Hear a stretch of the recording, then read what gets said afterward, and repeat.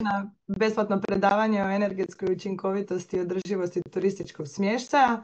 Moje ime je Pavla Bolfan, članica sam Pokreta otoka i napravit ću jedan kratki uvod u današnju edukaciju. Dakle, u suradnji organizacije Pokreta otoka iz gradonačelnika odvija se današnje događanje za koje moram napomenuti da se i snima. Kratko ću o Pokretu otoka. Mi smo organizacija civilnog društva koja već godinama promiče obnovljive izvore energije, energetsku tranziciju i održivi razvoj otoka. Već ima nekoliko godina otkako su se naše granice pomakle i van otoka jer su teme koje obrađujemo zanimljive svima. Vjerujem da će tako biti i s ovom temom, tako da ako slučajno i niste s otoka, nemojte misliti da ste na krivom mjestu. Današnja tema je vrlo specifična, ali i vrlo primjenjiva na sve građane. A ovaj susret današnji odvija se u sklopu energetske tranzicije otoka, platforme na web stranici Otoci.eu koju razvijamo u posljednje 4 godine kao centralni edukativno-informativni portal. Taj naš portal pruža sve moguće informacije o energetskoj tranziciji, ne samo na otocima, jer sve što se događa na otocima lako se može primijeniti i u drugim područjima. Govorimo o obnovljivim izvorima energije, energetskoj učinkovitosti, uštedi, postavljanju solarnih elektrana te održivom razvoju i planiranju. Na našim web stranicama možete pronaći brojne webinare i otočne dijaloge na ove teme, pa slobodno u bilo kojem trenutku pogledajte sve što smo do sada radili, možda pronađete i nešto što vas dodatno zanima. Dakle, to su stranica portal Otoci.eu i stranica islandmovement.eu. Ono što je možda najvažnije je da pratimo sve zakonske izmjene koje su u posljednjih nekoliko godina vrlo česte i često utječu na nas bez da smo toga svjesni. Stavka koju smo nedavno uveli, a koja bi vam mogla biti korisna, je chatbot. On se nalazi na portalu Otoci.eu i omogućava vam postavljanje pitanja i dobivanje jednostavnih odgovora, s obzirom da u sebi sadrži sve naše edukativne brošure ili relevantne zakone koje pratimo. Važno je spomenuti i naše partnere koji financiraju ovaj projekt, jer bez njihove podrške sve ovo ne bi bilo moguće. Zajedno s njima gradimo priču o suradnji, održivosti i razvoju koji ima stvaran učinak na naše društvo. To su Ministarstvo regionalnog razvoja i fondova Europske unije, županije Splitsko-dalmatinska, Šibensko-kninska, Dubrovačko-neretvanska i Primorsko-goranska, gradovi Mali Lošinj i Cres, općine Postira, Lumbarda i Pašman, te Lag 5, Maslina Resort i mnogi drugi. Zato vas ovim prilikom još jednom pozivamo da nas zapratite na društvenim mrežama, da pogledate naš portal i ostanete u kontaktu s nama.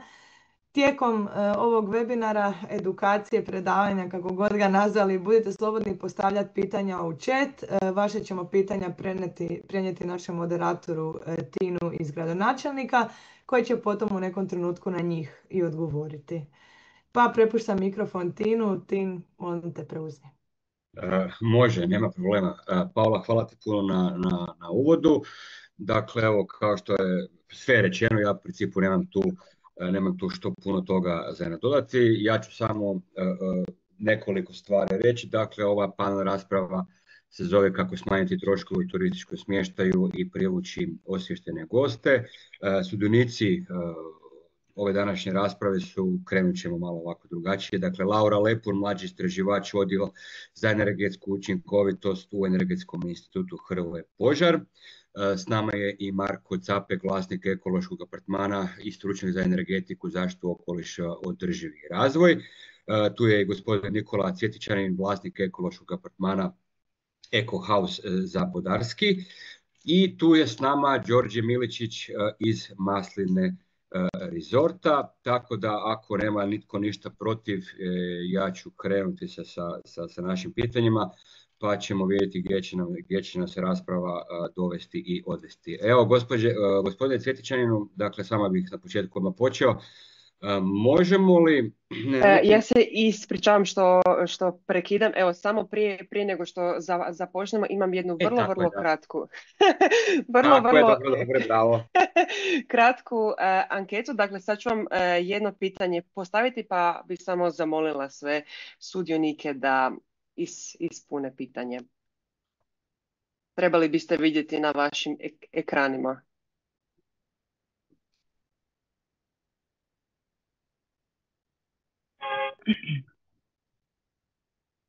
Evo, polako se ispunjavaju. Odlično. Evo još par sekundi. Ja neću ispunjavati anketu, tako da, Da, snima. da rezultate ovoga fingiramo. Evo ga, svi su... Sekunda još malo. Evo još par sekundi pa ćemo zatvoriti. Može.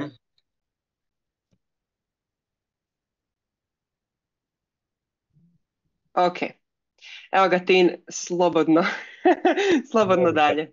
Da, ja se ispričavam, ja odmah krećem, ja nemam tu čizaličke, Odmah.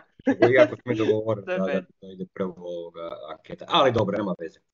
Dakle, evo, gospodine Cvjetićaninu, dakle, vlasnik ste ekološkog apartmana, možemo li nekako definirati što je to zapravo ekološki apartman, koji su to uvjeti koji bi jedan apartman morao ispuniti da bi dobio taj nekakav pridjev, epitet ekološki, zovemo ga ekocertifikat čak. Dobro, evo, pozdrav prije svima koji ovdje sudjeluju i kao sudionici, a i kao i oni koji samo slušaju. Evo, htio bih reći, mi smo vlasnici već, odnosno ja sam vlasnik već, kažem mi jer i moja supruga tu aktivno sudjeluje već 13 godina jednog objekta koji je de jure apartman, ali de facto mala kuća od 55 kvadrata na južnoj strani otoka Lošinja u prirodi. I ono što bi mnogi danas koriste taj naziv eko, kaže imam kuću ili apartman u prirodi u šumi i ja sam po tomu eko. I na tome sve staje. Po čemu smo mi zapravo eko?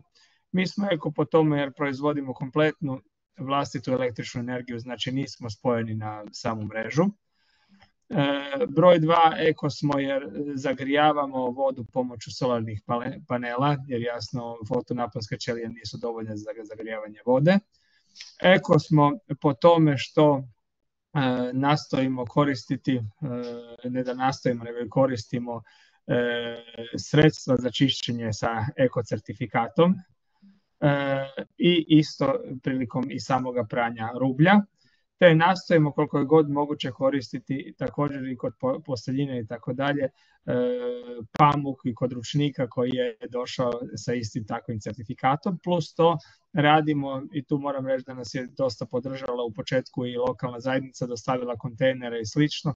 Radimo kompletno, znači odvajanje otpada, znači posebno staklo, posebno metal i plastika, posebno papir u jednom malome objektu koji se nalazi pored same kuće i to gosti izdvoje i onda mi kada je smjena već gostiju jednom tjedno ili jednom u 10 dana to odvezemo do najbližeg odlagališta. Sad mi se nametnulo jedno pitanje prije što pređemo na gospodina Capaka. I još možda, izvinite što vas prekidam, u početku smo isključivo koristili vodu kišnicu i dovozi, međutim to nije bilo dovoljno s obzirom pogotovo u ljetnim mjesecima kada kuća najviše radi, oborine, znate sami na otocima ima vrlo malo, tako da smo morali dovoziti kamionom što baš i nije toliko ekološki sa druge strane, međutim prije 3 godine, 4 smo se uspjeli povezati na vodovodnu mrežu, tako da koristimo djelomice vodu iz vodovodne mreže, a djelomice kišnicu. Sigurno ćemo se tijekom nekog vremena dotaknuti toga pitanja, ali kad ste već spomenuli otpad, na koji način vaši gosti odvajaju otpad? Jer recimo ja isto često putujem sa obitelji i ovako po Jadranu, predivnim kućama, apartmanima i sve to i moram priznati da nisam baš primijetio da ljudi nam kažu tu vam je staklo, tu vam je papir, tu vam je ovo, međutim s praktičnog razloga ako ćemo gledati ljude koji posjećuju, ako nisu nešto previše osviješteni sami po sebi, bacit će sve u istu kantu i to je za njih. Odlično pitanje, ja ću vam samo reći jednu stvar, pošto ajmo reći imamo neki više manje obiteljski smještaj koji nije ekološki, također na otoku Lošinju, i da tu postoji između ljudi koji dolaze u naš ekološki smještaj i koji dolaze u neku drugu vrstu smještaja drastična razlika. Ovi koji dolaze u ekološki smještaj, to su već profilirani gosti. Ne moram reći da su to 95 i više od toga strani gosti kojima tu ne treba puno objašnjavati i koji gotovo bez greške to sve skupa do najmanjeg papirića, ono papirića ako trebam reći gdje je vrećica od čaja, to sve recikliraju jer su jednostavno ljudi takvog svjetonazora, a i dolaze iz tih dijelova Europe gdje je to puno unapređenije nego što je to u prosjeku kod nas. Jasno, s druge strane, u ovim drugim smještajima dolaze gosti iz sličnih destinacija koji jednostavno nisu toliko ekološki osviješteni, iako imaju priliku jednostavno to ne čine ili čine djelomično. O gostima kao takvima, profilima gostiju i modelima i kakvi su, što su i kakvi bi mogli biti, o tome ćemo malo kasnije tijekom naše rasprave. Ali evo, gospodine Capek, ja bih vas molio da se možda vi nadovežete na gospodina Svjetičanina, ali možda s ovog drugačijeg aspekta, s obzirom da ste vi stručnjak za energetiku i zaštitu okoliša, održivi razvoj, možemo li sa nekakve te, nazovimo to, tehničke strane objasniti značenje ekološkog apartmana? Evo, gospodin Cvjetičanin je napravio popis, struja, voda, ekosredstva, ekomaterijali, odvajanje otpada i tako dalje, ali možda vi možete to malo sa ovog tehničkog aspekta. Pa evo, Nikola je spomenuo, hvala lijepa, Nikola je spomenuo praktički sve kategorije koje su nam bitne, a to je potrošnja energije, vode. Znači, u biti, mi moramo pogledati apartman, kuću, šta god da to je, to može biti danas, sutra jedrilica ili nešto slično. Koji su njezini utjecaji na okoliš. I naravno tu je i smeće, odvodnja i tako dalje. Meni je život dao privilegiju isto da ja imam u centru Zagreba jedan takav apartman, a u 20 godina svojega rada u zaštiti okoliša iskreno nagledao sam se ne samo u Hrvatskoj nego i u svijetu na nekim mjestima. Od prekrasnih mjesta do nešto što se desilo nakon 10 godina i gdje je turizam stao ili se drastično smanjio upravo zbog toga jer nisu razmišljali unaprijed.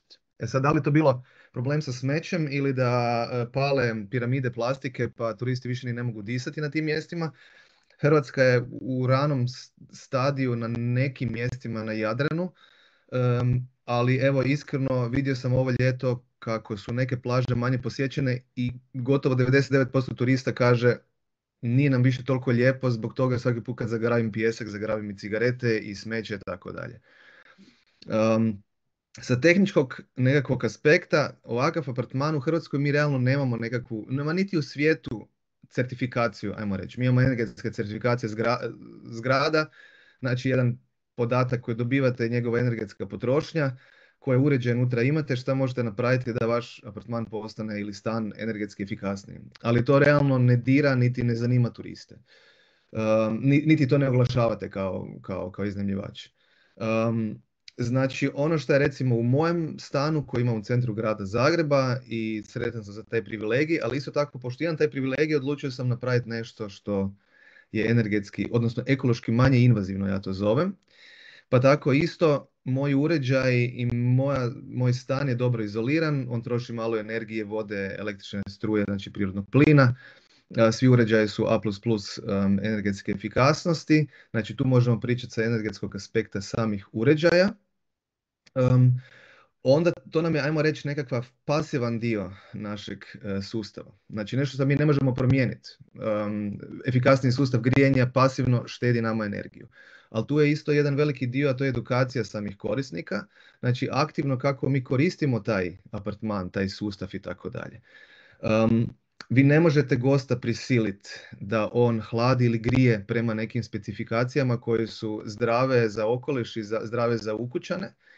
Doći će vam jako često neke zemlje u svijetu kao Australija, Amerika, gdje su ljudi navikli da hlade na 16 stupnjeva po noći tijekom ljeta i imat ćete ponekad takvu potrošnju i primijetit ćete da su koristili zimske poplune po 29.7. i tako dalje.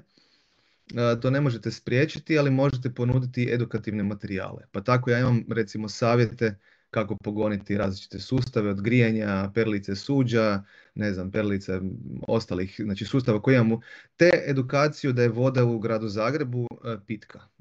Jako često recimo ljudi dođu i na kraju u apartmanu imate 500 boca plastičnih jer ljudi nisu znali da je voda pitka recimo. To su znači nekakvi edukativni isto koraci koje se mogu definitivno poduzeti. Onda tu dolazimo do isto tog dijela samog pripreme apartmana, čišćenja samog apartmana I ovo što je gospodin Nikola još spomenuo, znači sami materijali koji se u apartmanu koriste, a to da budu biorazgradivi, reciklirani, ili ako se radi o posteljinama, ručnicima, je to da su znači, prirodnog materijala, da dodatno ne prljamo okoliš sa mikroplastikom zbog polijesterskih vlakana i tako dalje, a sami znate svakih 2 dana se pere veš. Ako imate polijester, velika je razlika u usporedbi sa nekim pamukom, lanom, vunom ili nečim prirodnim. Ne? Dotaknut ćemo se kasnije možda ove edukacije, gost, to sam već napomenuo, pala mi je na pamet jedna možda ideja, možda to provedivo ili nije provedivo, ali o tom potom. Ja uvijek volim taj model mrkve i batine, jel? Ali vidjet ćete o čemu se radi kasnije, ali prije toga ćemo krenuti se prema gospođi Lepur koja je iz Energetskog instituta Hrvoje Požar. Vi ste mlađi istraživač u odjelu za energetiku, za energetsku učinkovitost, pa za početak može li nekakav vaš odgovor i mišljenje na temu, odnosno na pitanje koliko smo energetski neučinkoviti danas? Dakle, potrošnja energije nam iz godine u godinu raste, a evo i gospodin Capek je sada spomenuo zapravo i ove uređaje, koji su nekako vaš možda čak i core, neću reći biznis, ali core razmišljanje. Hvala za pitanje. Prije svega pozdrav svima. Istina je, potrošnja nam raste iz godine u godinu. Sad specifično u odnosu u 2023. i u odnosu na 2022. Drugu potrošnja je narasla, neposredna potrošnja energije narasla je za nekih 3,1%. Najveći rast od toga je zapravo u sektoru prometa gdje je potrošnja narasla za skoro 12%. Raste i u sektoru industrije gdje je potrošnja narasla za nekih 4%, dok u sektoru opće potrošnje imamo pad potrošnje za skoro 3%. Taj sektor obuhvaća kućanstva, uslužni sektor gdje spada i turizam, poljoprivredu, šumarstvo i ribarstvo. I sad to je dosta bitan aspekt jer opća potrošnja zapravo čini skoro 50% kako u kojoj godini te neposredne potrošnje energije. I ako gledamo, ne znam, razdoblje iz 1990. koji često uzimamo kao referentno za koju trebamo smanjiti potrošnju, potrošnja je danas veća nego tada. I neki najveći porast, odnosno pik je tamo između 2005. i 2010. A rastu emisije CO2 naravno unazad par godina, ali tu smo ipak bolje nego u 90-ima. U odnosu na to razdoblje emisije su smanjene za nekih 15 i nešto posto. Tako da nije sve tako crno, ali istina imamo jako puno posla ako mislimo dostići ti nulte energije i nultih emisija do 2050. Dobro, sad možda jedno ovako teoretsko pitanje koje se nameće samo po sebi, ali s obzirom na trendove koje ste sami spomenuli idu od 90. na ovamo, je li takav cilj uopće, sad prešli smo temu turizma, nego sad možda govorimo općenito više, da li je takav uopće scenarij moguć s obzirom na trendove koje imamo u zadnjih 30 godina? Pa trenutno se dosta radi na povećanju energetske efikasnosti, specifično zgrada, to je nešto čim se ja trenutno bavim. Radi se, mislim, mi u institutu u odjelu, radi se plan obnove zgrada do 2050. Jer želimo na povećanjem, ne znam, izolacije zgrada, energetskom obnovom zgrada smanjiti potrebu za energijom. A drugi aspekt je da se mijenja energetski miks iz kojeg dobivamo energiju koju koristimo. Znači želimo koristiti što više obnovljivih i koristimo više obnovljivih nego neobnovljivih izvora energije. I sad što se tiče tipa ugljene koksa, tu smo malo bolji, pad je u potrošnji, ali opet potrošnja nafte raste. Tako da je to. Uglavnom, ne mogu sad zasigurno reći da ćemo dostići taj cilj, ali definitivno se radi na tome i upravo kroz ova dva aspekta, povećanje energetske učinkovitosti i promjene udjela energenata u energetskom miksu. Hvala lijepo. Dakle, evo, ciljevi jesu visoki, ali sama činjenica da im se jako približavamo je već u startu sasvim dovoljno. Gospodine Miličiću, dakle, kada smo dogovarali ovo sudjelovanje u ovoj raspravi, spomenuli se zapravo da je Maslina Resort je zapravo ono projekt, jel? Što to konkretno znači? Dobar dan i poštovanje svima i pozdrav iz sunčanog Hvara. Da, kao što ste napomenuli, Maslina Resort je jedan baš specifičan projekt koji je startao, znači, s otvorenjem 2020. Mi smo luksuzni hotel 5 zvjezdica smješten na otoku Hvaru u prekrasnoj uvali Maslinica kraj Starograda. Znači, sam taj projekt od samog začetka je bio jako fokusiran na održivost. Projekt je također bitno naglasiti da je sami projekt hotel je privatno vlasništvo, znači mi nismo dio nikakvog lanca, što znači da nama to pruža puno fleksibilniju prilagodbu svim zahtjevima, te u trenucima kad se treba donositi neke izmjene možemo to napraviti u vrlo kratkom roku. Sam hotel se sastoji od 50 smještenih jedinica, znači soba i apartmana koji su smješteni u glavnoj zgradi. Sama glavna zgrada hotela je smještena 6 manjih jedinica, te uz to imamo 3 vile i imamo spa, naš vrt koji ima 7000 metara kvadratnih i imamo trenutno je u izgradnji 5 novih vila koji bi se trebali otvoriti iduće sezone. Ako vas mogu zamoliti, Lorenu, da pokažemo kratki video čisto da naši sudionici dobiju malo ovako vizualni dojam Masline, bi to bilo moguće sad?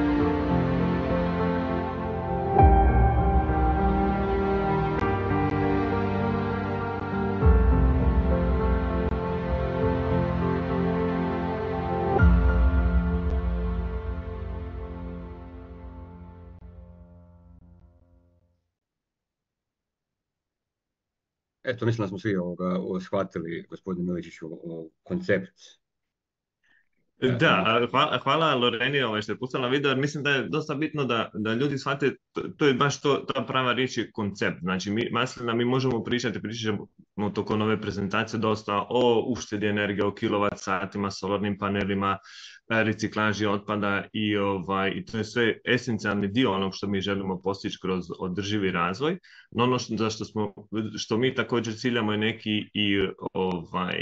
neki društveni ciljevi, znači neki socijalni ciljevi prema lokalnoj zajednici, prema našim dobavljačima, kontinuirana edukacija bilo naših zaposlenika, bilo lokalne zajednice, neki upravljački ciljevi, znači transparentno i etičko upravljanje samim projektom i maslinom i naravno okolišni ciljevi što se odnosi na kontrolu emisija i odgovorno korištenje samih resursa. Tako da mislim da je maslina stvarno što se tiče toga ne samo na Hvaru kao Hvaru, nego u cijeloj Hrvatskoj jedan jako pozitivan primjer u kojem smjeru budućnost turizma može ići. Mi trenutno gradimo 5 novih vila i imamo jedan novitet u samoj izgradnji tih vila, koristimo cross-laminated timber, znači unakrsno laminirane drvo, što stvarno značajno štedi samu emisiju, samo izgradnju, znači vremenski izgradnju samog projekta. Taj cijeli način izgradnje ima višestrukih benefita, znači od što vam pruža 10%, otprilike 10% više samog prostora zbog toga što su zidovi tanji do otprilike recimo 50% manje emisija CO2 u odnosu na izgradnju cementom i znači standardnom izgradnjom koja je bila do sada. Također što se tiče same masline rezorta i naše filozofije, mi smo također u dio udruženja Relais Château, što je francusko udruženje međunarodno hoteljerska, gdje postoji 580 hotela i restorana koji su privatni hoteli i restorani širom svijeta koji su udruženi u jedno udruženje Relais Château i kroz to udruženje mi imamo poseban program koji se zove My Impact, gdje mi mjerimo samo naše poslovanje kroz sferu znači održivosti, te nam pruža to neki, kako bi se reklo, imamo priliku dijeliti naša razmišljanja sa našim kolegama širom svijeta, jer to su sve manji hoteli, znači small luxury hotels i privatni hoteli, znači sama ta platforma nam nudi priliku da vidimo neki benchmark, da vidimo gdje smo mi usporedbi s drugim hotelima u Europi i u svijetu, te da se iz nekih pozitivnih primjera drugih hotela i naših pozitivnih primjera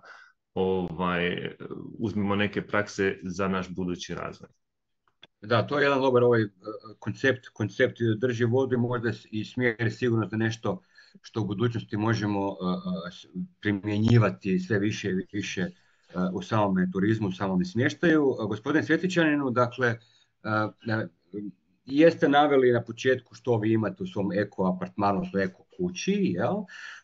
I napomenuli ste da nije dovoljno da vaš smještaj, odnosno nečiji smještaj da je u šumi da bi se zvao ekološki, pa možemo li definirati nekako razlike između običnog i ekološkog smještaja? Onako, ponavljamo još jednom jer ja volim ponavljati stvari, ponavljam majka znanja, pretpostavka je majka svih gluposti, tako da uključite molim vas mikrofon jer vas ne čujem. Mikrofon.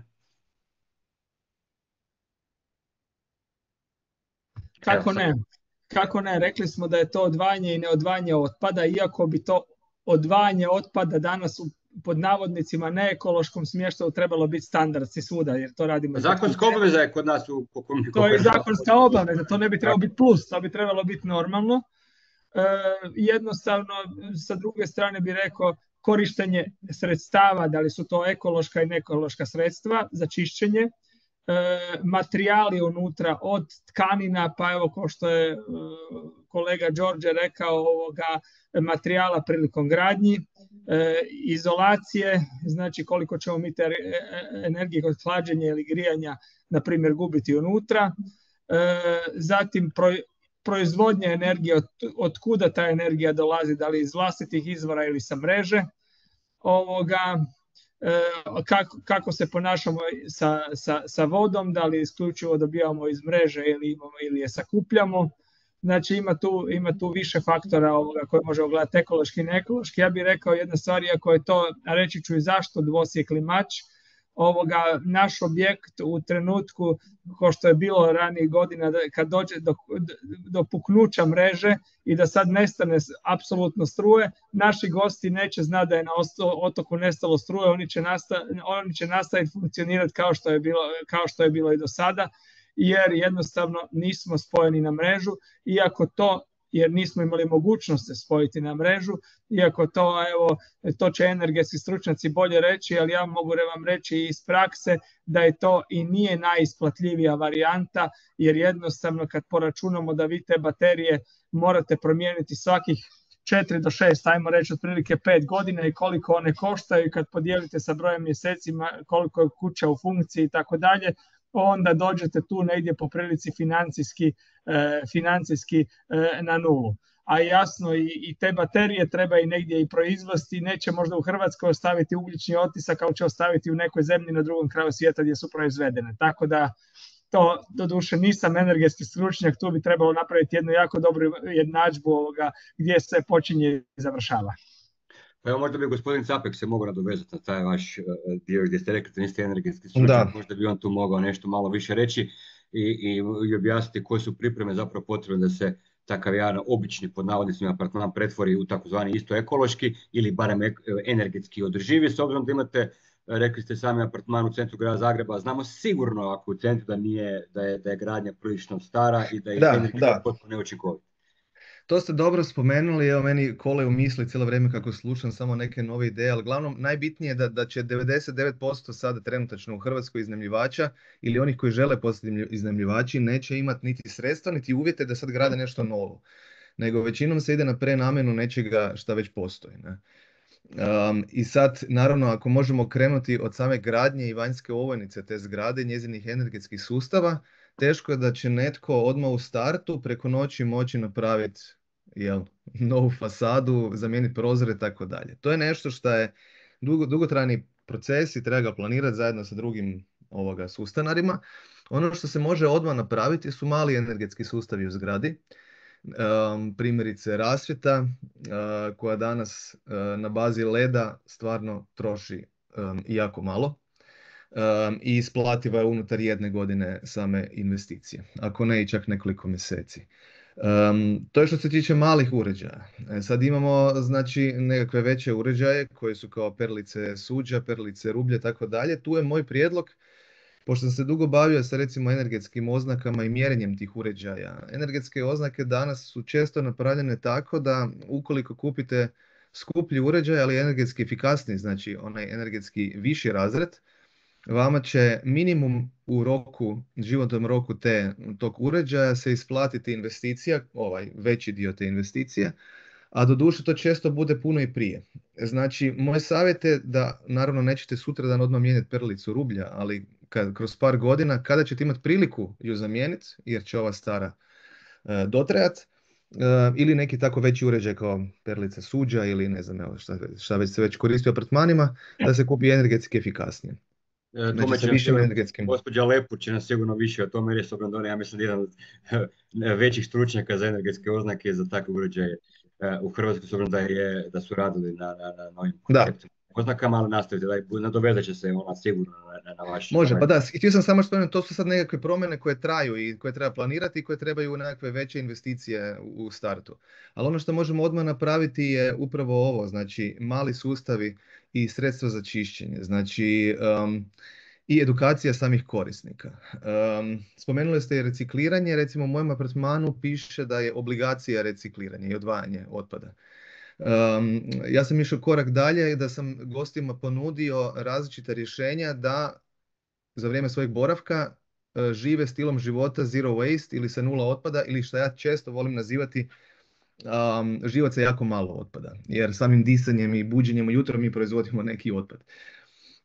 Tako da moji gosti većinom odvajaju, a oni naravno ne možete prisiliti one koje ne žele, oni koji to ne naprave, to ja napravim za njih.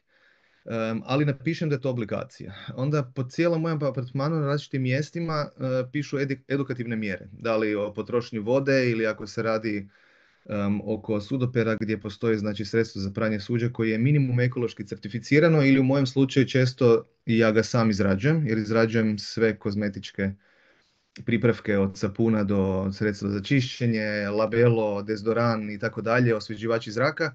To sve imam u apartmanu gdje ljudi to mogu koristiti i ne samo s time da to samo njima nudim, nego nudim i recepte kako da to naprave sami doma. I naravno, opet, doći će ljudi koje to ne zanima, došli su samo zato jer je centar Zagreba i njima je tamo lijepo, ali doći će oni koji se vrate doma u Kanadu i za tjedan dana naprave svoj sapun i za 3 mjeseca drže radionice sapuna u Kanadi, u Torontu, jer su to naučili kod mene u apartmanu.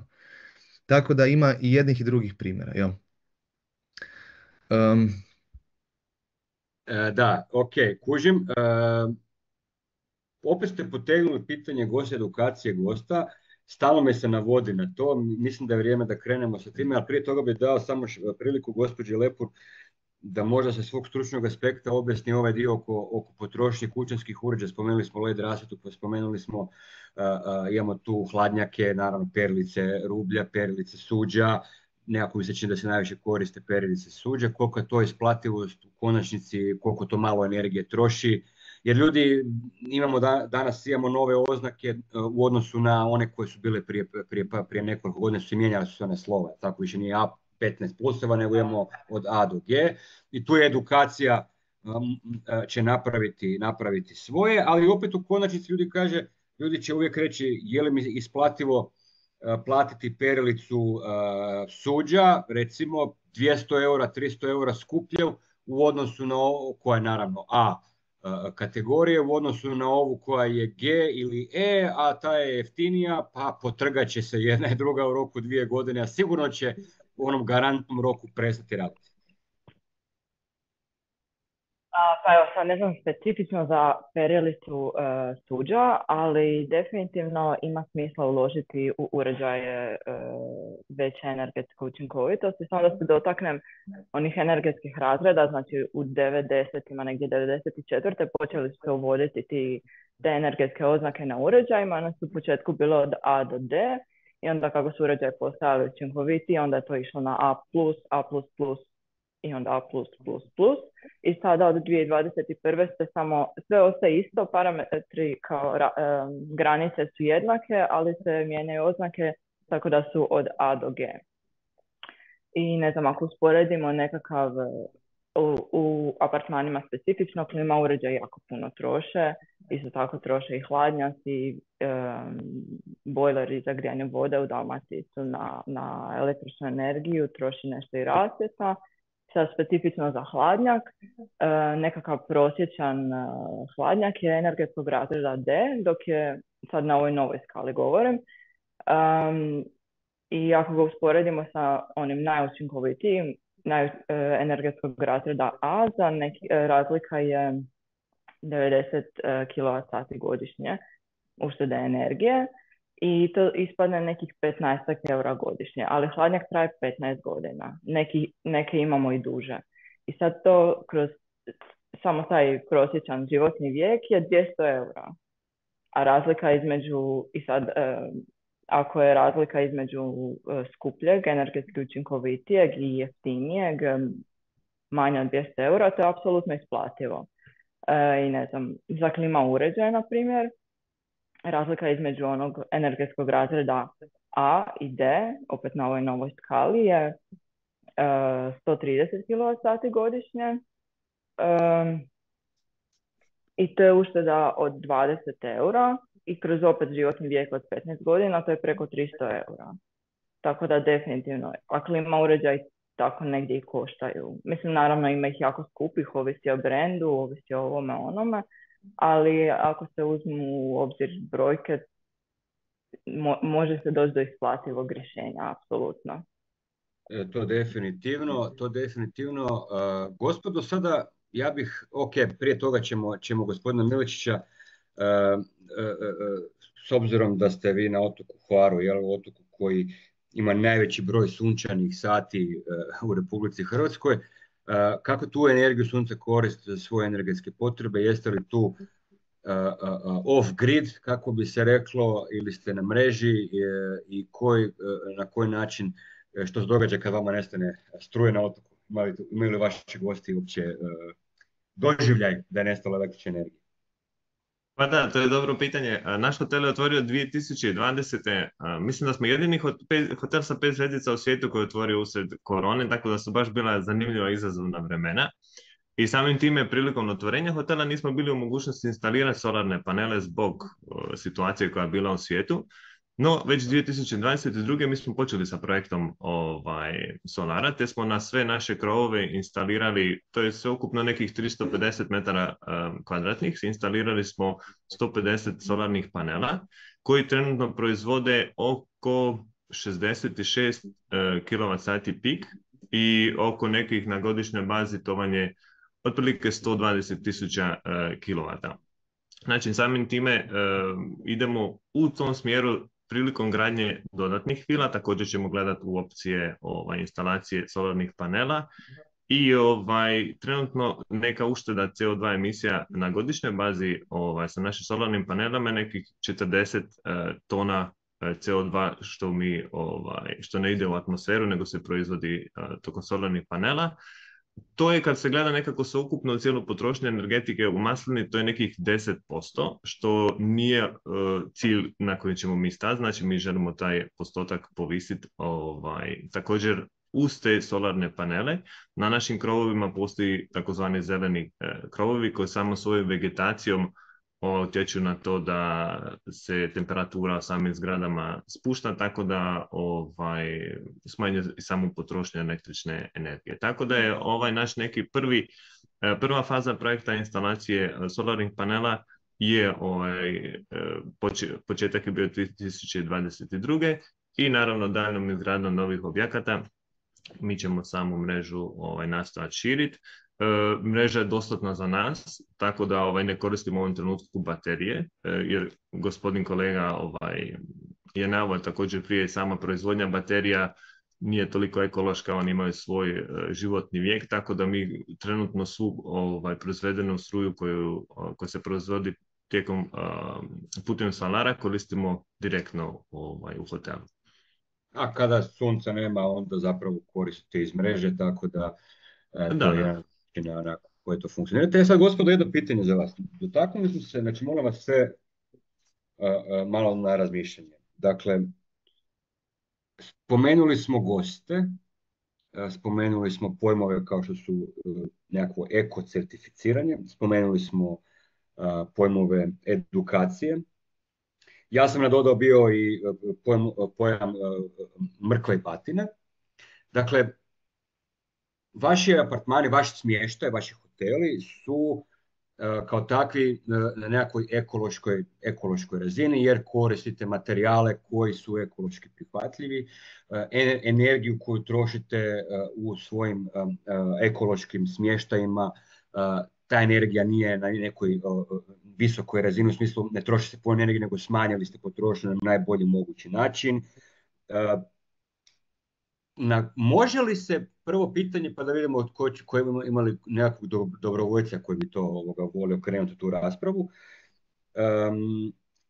Možete li vi, kako mi kao gosti ocjenjujemo smještaj na različitim platformama, bilo da je to Booking, Airbnb ili tako dalje, da li imate vi nekakvu potrebu ocjenjivati i svoje goste na način da ćete reći, evo, moj gost je dobio 5, 0 ili 10 ocjenu za svoju ekološku svijest i na taj način zapravo ti gosti su možda više dobrodošli u naše apartmane koji su ekološki, a oni koji nemaju takvu ocjenu zapravo nema što raditi, jer zapravo čine trošak i nisu dio vaše, kako to kažem, osviješćenosti. Neću reći kaste, ili to zvuči malo prilično grubo i zapravo nije točno, ali nekakvog tog uže kruga ljudi, odnosno kruga koji se sve više i više širi, ekološki svjesniji gosti, ekološki svjesnije ekipe koja će odabrati vas i vi ćete na kraju reći, evo, vi ste stvarno bili, odvojili ste čačkalice, čajeve, sve ste lijepo fino radili po PS-u i vi ste top ekološki gost i za preporučite svi ostalim ostalim ekološkim turističkim djelatnicima. S druge pak strane, ako to niste, niste dobrodošli u moj smještaj, niste sami time odbijate novac, ali da li je to možda jedan od načina smjerova u budućnosti? Evo, gospodine Capek, ruku se digli, možete. Pa samo sam htio spomenuti, teško je to, s moje strane, evo i mojeg iskustva, teško je to znat na kraju svega i iskomentirati. Za početak, Booking ne daje opciju, jedan od najvećih stranica, portala za booking u svijetu, znači booking.com ne daje mogućnost da vi ocijenite gosta, on može samo ocijeniti apartman, Airbnb daje, ali ja ne znam kako je taj gost tamo, mogu samo ocijeniti koliko je čisto ostavio apartman, mislim bez da ja sad imam nekakvu satno očitanje i da stalno provjeravam putem Wi-Fi-a kako koristi klimu, na koliko stupnjeva grije, treba vam i sustav onda da to možete vidjeti. I teško da mu ja mogu tako nešto iskomentirati. Nažalost, moram biti sretan ako se desi da su gosti čisti, da su lijepo sve razdvojili. Ako nisu, ja mogu maksimum što mogu je iskomentirati da nisu pratili kućna pravila koje ja navodim, na koji način se odnosi prema apartmanu i na koji način se apartman koristi. Više nekako da, evo iz mojeg iskustva, možda 50% ljudi kod mene dođe isključivo jer je ekološki apartman, a još je u centru grada, pa je to isto nekakav veliki plus, a neki dođu samo zato jer je u centru grada i lijepi prostor. I ja ne mogu prisiliti goste da budu ekološki, ja mogu njima samo dati mogućnosti. Znači ja mogu njima ponuditi torbe za višekratno korištenje, boce staklene koje si mogu natočiti da ne kupuju vodu, mogu im ponuditi edukativne mjere, mogu im ponuditi tupperware posude u frižideru, primjerice da ne nose nekakve plastike i naručuju hranu iz dostave konstantno i tako dalje. Ali ako čovjek dođe i želi jesti u McDonald'su 3 dana, ja to ne mogu spriječiti. Ne? Tako da, eto, to je s moje strane samo početak. Evo sad tu kažemo, neko nam je postao pitanje, pa prije što odgovorite, kaže ekološki certifikat je trenutno EU, eco-label priznat na razini EU-a. Gospodin Lightman je napisao da ima upitnik za goste u kojem ocjenjuju objekti održivost. Pa eto, gospodin Svetić, možete nastaviti dalje sa odgovorom što imamo kao komentari. Pa evo da se nadovežem na kolegu Capeka, mi na sreću ne ovisimo o online turističkim agencijama. Kako radimo već 13 godina, imamo bazu svojih klijenata koje bi rekao između 80 i 90% direktno punimo. Tu i tamo se zalomi preko nekog Eko B&B-a ili slično da dođu nekakvi gosti ovako sa strane. I naravno da imamo svoje favorite. Rekao bi da je 95% naših gosti ekološko osviješteno, ali imamo i one favorite, rekao bi, koji kad vidimo ambalažu, minimalna ambalaža ostavili, a koji su ambalažu ostavili da su i sami kupovali i koristili ekološke proizvode. Evo imamo jednu familiju iz Bolcana, iz Južnog Tirola, znate kakva je to regija, ne samo u talijanskim i evropskim okvirima, vjerojatno top što se tiče održivosti i tim ljudima ne morate reći apsolutno ništa. Čak ni njihov pas ne ostavi dlake, što je čudo. Imate ljudi koji se u nekakvim normalnim uvjetima sad ne troše ekološku hranu i tako dalje, međutim u nekim normalnim uvjetima se pridržava od toga. Ja mogu reći da smo imali možda do sada, imali smo jedan slučaj, jedni zalutali gosti iz Amerike koji se nisu nikako energetski mogli pomiriti da treba paziti.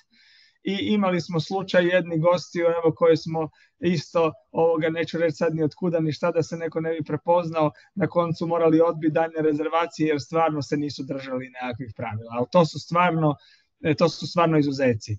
Ja ću reći da mi u našem objektu nemamo ni klimu, jer jednostavno naš sustav po danu bi je mogao podržati, po noći bi je ne bi mogao podržati.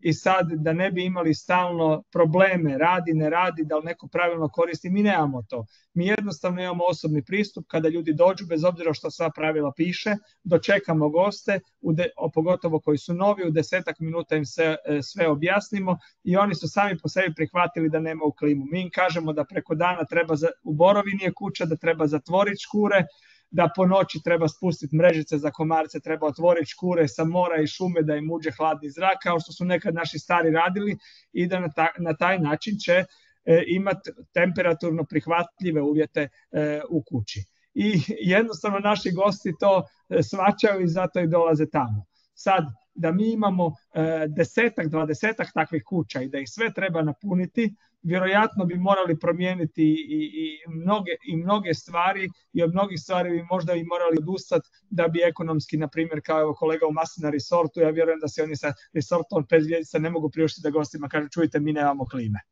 Ali mi sa jednim objektom u prirodi možemo. Eto. Evo, gospodin Miličiću, dobili ste pitanje. Zapravo, ja bih možda čak i nadovezao, možda možete reći da nemate klimu, ali ćete to objasniti zapravo na malo drugačiji način. Da, slažem se sa kolegama, taj neki tijek povratne informacije općenito ide od gosta prema nama. Teško je da mi sa naše strane možemo točno vidjeti koliko su gosti investirani u samoodrživost.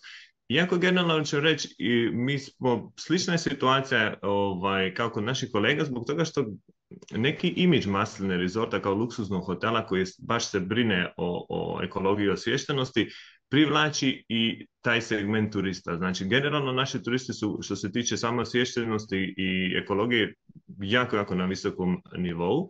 Mi tokom cijelog boravka gostima, ono što se kaže, dajemo lagane, suptilne natuknice od samog toga da gosti imaju priliku koristiti drvene bicikle, da je partnerstvo s našim OPG-ovima, s našim kooperantama vezano za ekskurzije, tokom samo room introduction, znači upoznavanje gosta sa samom sobom, daju im se natuknice, generalno neke informacije vezano za uštedu energije i samim time svaki gost tokom svog boravka i na kraju dobiva tijekom boravka svaki dan predvečer na turn down servisu i nakon završetka boravka dobije mali poklon od Masline Resorta koji je uvijek vezan za samu maslinu ili za lokalnu zajednicu. Znači, to mogu biti Maslina Resort sama po sebi, što nisam naveo na početku prezentacije. Znači, resort je građen u starom masliniku, ali naravno prije izgradnje maslinika mi smo sve masline iskopali, prebacili smo ih u naš vrt i kasnije smo ih koristili oko naših vila kao dio vegetacije oko Masline Resorta. Znači, samo ime maslina je dosta zanimljivo našim gostima jer vlasnici masline su Francuzi, znači obitelj Truši iz Francuske i oni baš kad su razmišljali o tome kako bi se nazvala maslina, htjeli su nešto lokalno, nešto što je stvarno vezano za lokalnu zajednicu. Znači na Hvaru to je u povijesti bila levanda, pa je nakon toga bilo grožđe i masline i sad trenutno turizam, ali maslina uvijek bila centralni dio lokalne zajednice i svaki gost na kraju boravka dobije bočicu malo maslinovog ulja koja je proizvedena ili od naših maslina ili od naših kooperanata i dobije poruku zahvale i tako na neki suptilni način mi i zahvalimo gostu što je bio što je boravio s nama i pretpostavimo ili nekako ga malo nagnemo na taj dio održivosti, znači cijele te priče koja je vezana za maslinu i lokalnu zajednicu. Da, moram priznati da ja sam prije koju godinu bio u jednom isto privatnom smještaju na otoku Braču doduše. Zapravo je isto ta kuća u kojoj smo bili bila je off-grid sustav. Jel? Dakle, tijekom dana solarni paneli su bili zaduženi za pumpanje električne energije za osnovne stvari kao što su recimo pumpa za vodu, jer da voda može doći, je bila pa 10 metara od pumpe do kuće, frižider, klima uređaj, zapravo se, kako nam je bilo, moram priznati da mi je bilo jako čudno kad sam došao tamo, rekli su mi, čuj, klima preko dana ne, jer zapravo ona povlači struju za pumpu, pa onda će to malo nastati kušlus, fen stari ne možeš, jel, nema korištenja fena u kući jer fen troši jako puno struje, jer smo mi na solarnim panelima. Klimu smo pali po noći jer je u principu automatski se palo u 10 navečer, jer je bila spojena, cijela kuća bila spojena, imala baterije. Iako meni kao gostu je to bio prvi put da sam se ja susreo sa takvim nečim, moram priznati da sam se vrlo brzo navikao i u roku nekoliko sati tog dana sam shvatio da u kući uopće nije potrebna klima, jer je kuća stara gradnja, debeli zidovi, dakle nije bilo uopće potrebe za takvim stvarima. Na neki način sam bio, recimo to tako, u ekološkom apartmanu, da nisam bio ni svjestan da sam bio u ekološkom apartmanu. Tako sam se automatski počeo ponašati. Kao gost uvijek ponašam pristojno i odvajam otpad i pazim na vodu i tako dalje. Ali ovo je baš mi još nekako više motiviralo da onako ja se osjećam ovako malo važno, jer ta cijela priča o održivosti je tu bila na nekoj drugačijoj razini, a nije mi utjecala na moj komfor, što zapravo je tako, gospodine Capek, mnogi misle da će ih održivost i ta ekološka osviještenost, tako dalje, na neki način spriječiti ili omogućiti im komfor koji su možda zacrtali ili zamislili. Da, to je istina, ali isto tako ja gledam isto kao taj svoj prostor kao dosta edukativni prostor, jer upravo tamo se oni uvjere da to nije tako. Nego da pači ima jako lijep i ugodan komfor, posebice s time što ne udišu neke teške kemikalije ili mirise koje su na nekakvim kemijskim bazama, nego je sve prirodno, što je isto kolega iz masline rezorte, ali nekakvih sličnih takvih smještaja može iskoristiti. Znači lokalna eterična ulja, lokalni proizvodi, OPG-ovi i tako dalje. Znači to otvara jako puno mogućnosti za širenje kvalitete u biti ovoga samoga smještaja. A danas je to toliko jednostavno. Znači, vi da samo prvi korak napravite, a recimo da sada, znači ne promoviram nikakve proizvode ili nekakve dućane, nego imate sad naših drogerija tu po cijeloj Hrvatskoj, po svako selo već ima drogeriju. I ako nemate ni mogućnost kupiti to, možete naručiti, za 2 dana vam dođe u paketu doma. Znači, ekološka sredstva za pranje, ako ih ne radite sami kao ja, oni su vam za par centa više, možda za euro više, ali nećete vi svaki dan taj euro više dati. Vaš će to sredstvo će vam trajati, ne znam, recimo mjesec dana i vi ćete mjesečno imati 3 eura više na neko sredstvo za čišćenje koje ima ekološki certifikat. Ne?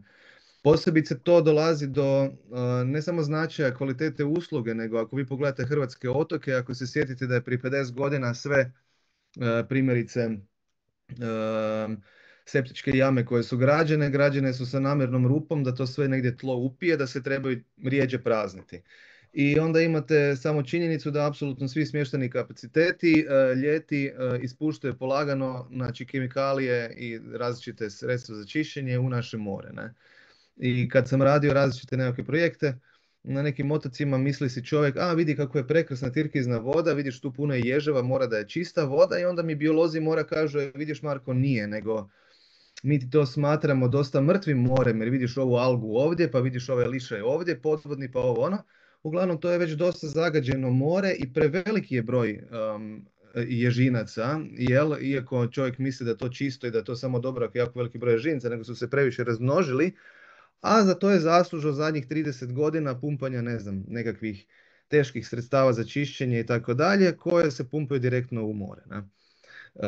Znači, moramo na taj način razmišljati. Ako mi želimo održivo gospodariti ovim sektorom, jednog dana će biti sve manje ribe, ta riba koja će biti imat će različite sustave u sebi i kemikalije i tako dalje, ali evo, ja sam, znači, suočio sam se sa time da ljudi peru svoju barku sa varikinom, jer im je lijepo da brod bude opet bijel, jel tako?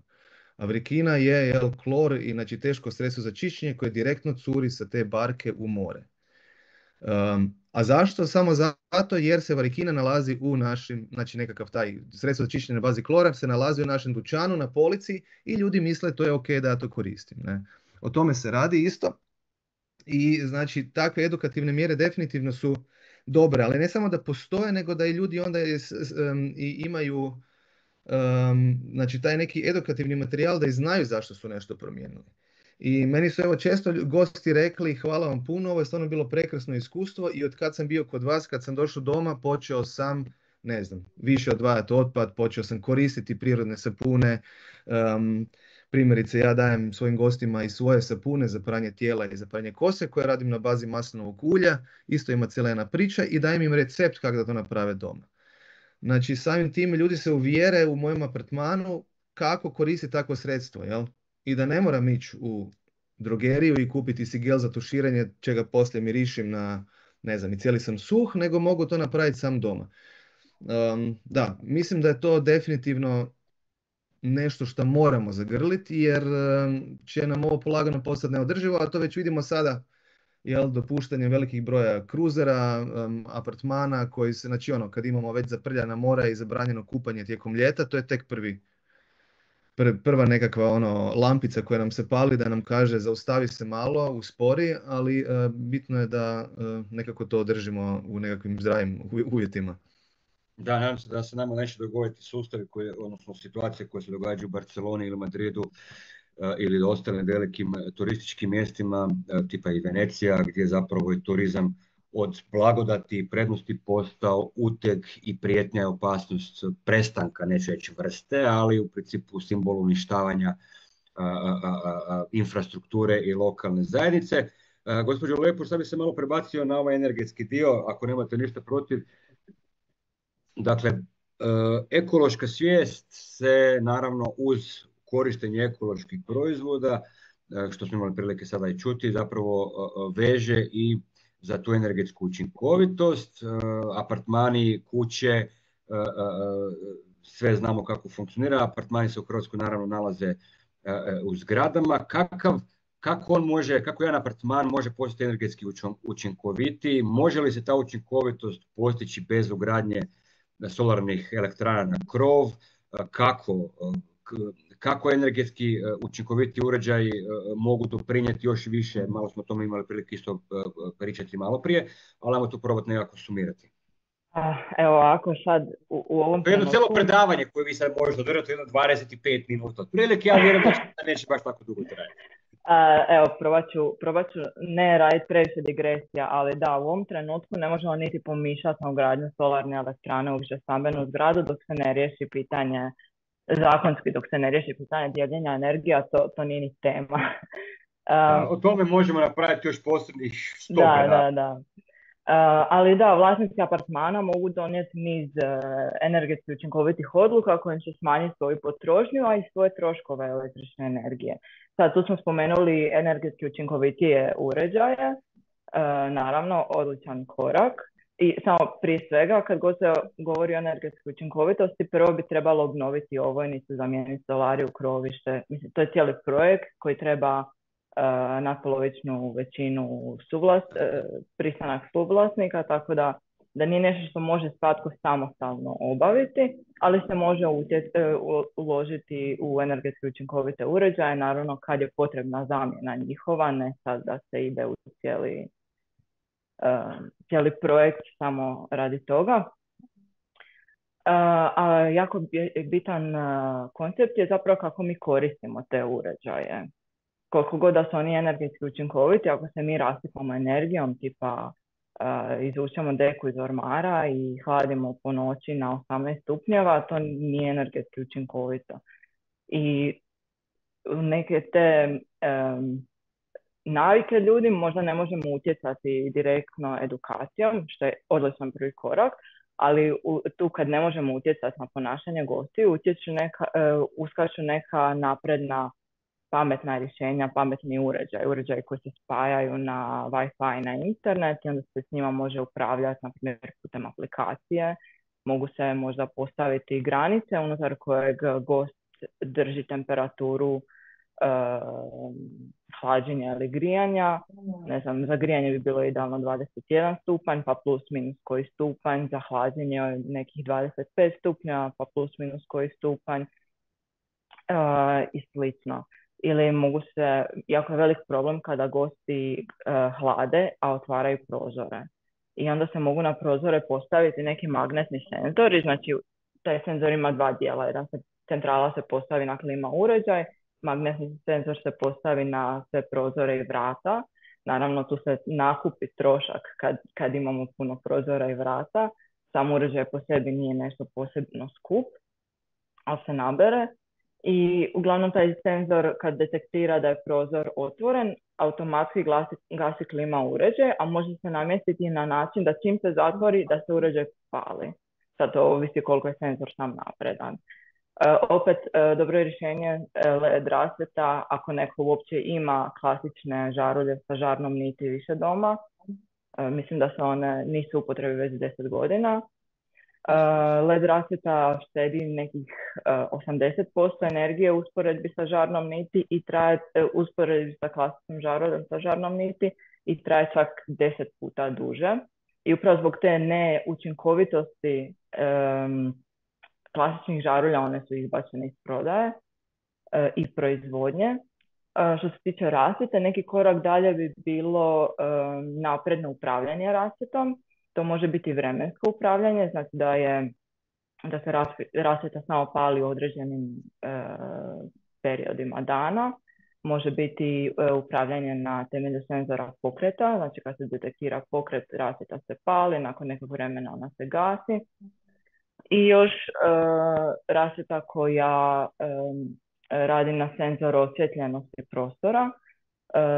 Znači senzor detektira koliko svjetlosti ulazi kroz prozore i na temelju toga se modificira rasvjeta. Specifično mi to imamo u uredu.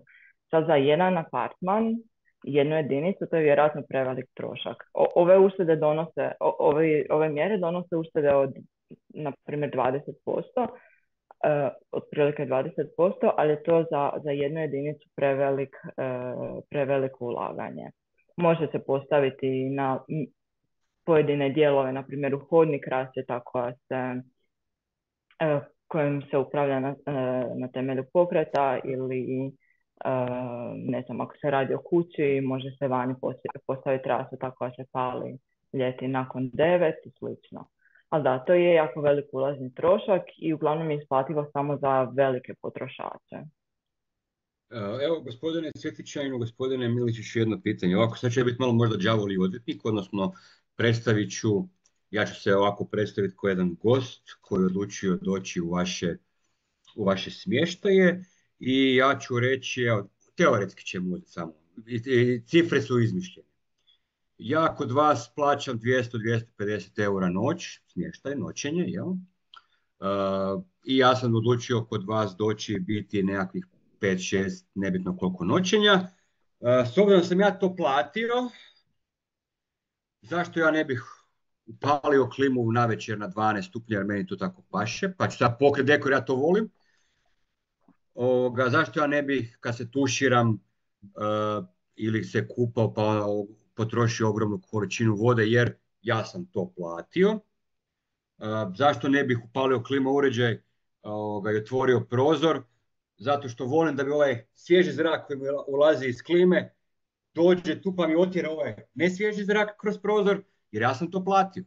Dakle, argument glavni bi bio svakog gosta koji razmišlja na ovakav način će biti sve to u redu, gospodo, ja sam vaš smještaj platio 250 eura noć, ja ga imam pravo koristiti kako želim, neću uništavati inventar, nemojte se bojati, neću ja sada razbijati zidove ili ne znam što, ali ja sam to platio.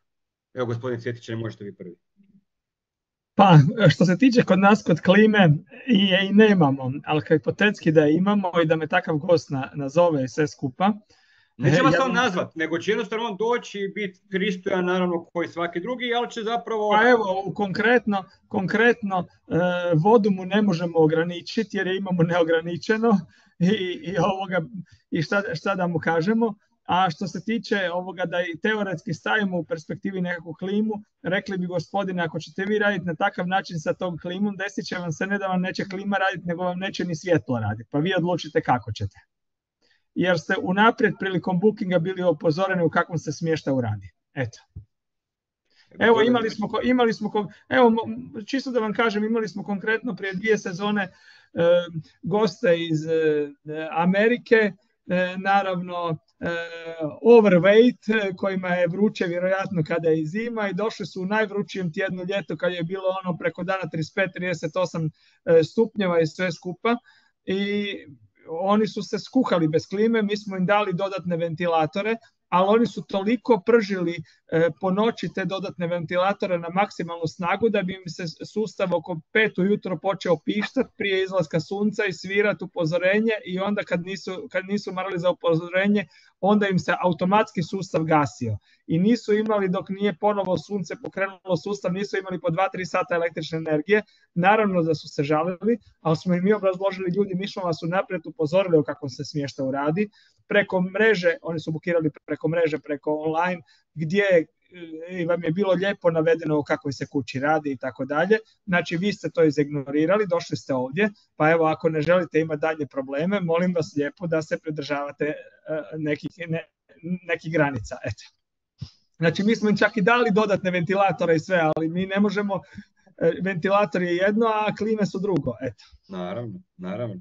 Evo, gospodine Miličiću, vi ste rekli da nekako vi svoje goste suptilno pokušavate možda motivirati ili im pokazati na nešto, ali kad su dolazili prijave ljudi za naši gostiju sada tu trenutno na ovaj online forum, na ovo online predavanje, zapravo jako puno pitanja je bilo upravo vezano za gosti. Kako goste prisilit, naučit, gospodin Capek je govorio edukacija. Edukacija je jedan dugotrajan proces gdje će taj jedan gost doći jedanput i možda više nikad neće, a vi ste zapravo tu koji imate taj svoj smještaj, tu svoju infrastrukturu koju konačno trebate održavati.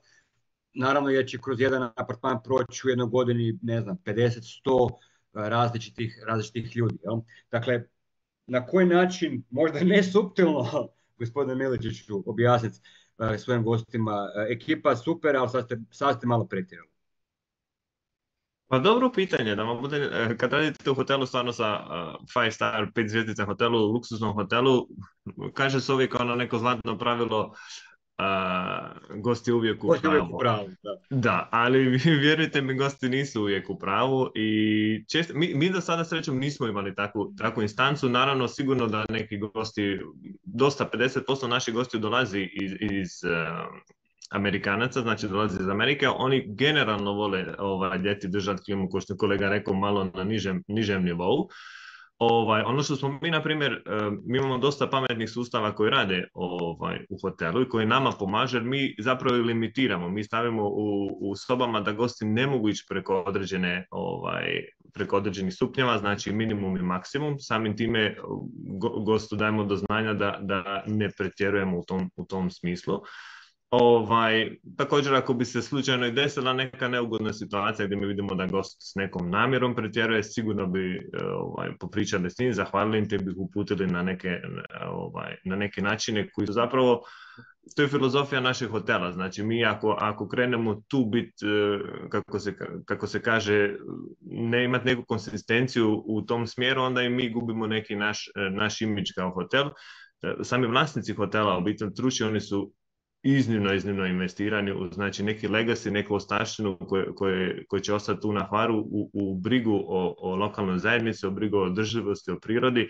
I ja sam siguran da oni u krajnjem slučaju, kad bi se desila neka neugodna situacija s nekim gostom, da bi se mi njima zahvalili i rekli da jednostavno nismo kompatibilni u tom trenutku. Srećom, to se do sada nije desilo, moram priznati, naši gosti su fantastični. Generalno iz početka i čak i prije samog dolaska u hotel, oni kad idete na naš web stranicu, kad gledate sam dizajn hotela, vi vidite da je tu korišten brački kamen, terakota, prirodni materijali, topli materijali, oni samo odišu nekom mindfulness, neka briga o okolišu, neki responsibility, neka odgovornost koju sami mi imamo prema prirodi, prema našem okolišu, tako da generalno stvarno moram priznati, ja sam radio i prije u drugim hotelima, radio sam i po svijetu, imao sam stvarno prilike na svom prijašnjem poslu proputovati cijeli svijet i moram priznati da je Maslina po tom pitanju u ovom segmentu, znači malih luksuznih hotela, i jako poseban projekt i da se o tome jako vodi pažnja. Evo, gospodine Capek, gospodine Cvjetićanin, molim bih vas, kada govorimo o ekološkoj osviještenosti, dakle ponudi eko apartmana, eko smještaja u Europi, pogotovo Europi općenito govoreći, gledamo kod nas u Hrvatskoj, s obzirom na to kako mi percipiramo naš turizam kao granu BDP-a, kao granu gospodarstva koja generira velike količine novca, te brojimo i dalje brojimo noćenja, i dalje brojimo dolaske. O održivosti u turizmu ja ću se usuditi reći, a pratim taj sektor ne detaljno, ali sa gospodarske strane već 15 godina, moram priznati da promjenu razmišljanja našeg turizma nema koji ministar do sada nije najavio, da ćemo više se fokusirati na održivost, a manje na ove neke druge stvari. To vidimo da se ne događa, barem ne na ovoj nekakvoj razini donosioca odluka. Da li je možda vrijeme da naš turistički sektor, naši ljudi koji rade u turističkom sektoru, koji iznajmljuju svoj smještaj, sad će možda zvučati malo čudno, ali evo, da li je vrijeme možda došlo da mi, odnosno vi, birate goste. Kaže, mi smo održivi, mi smo ekološki, mi itekako brinemo o ne samo našem smještaju, nego brinemo i o našoj lokalnoj zajednici i okruženju. Vi niste dobrodošli u naš smještaj jer vi niste osoba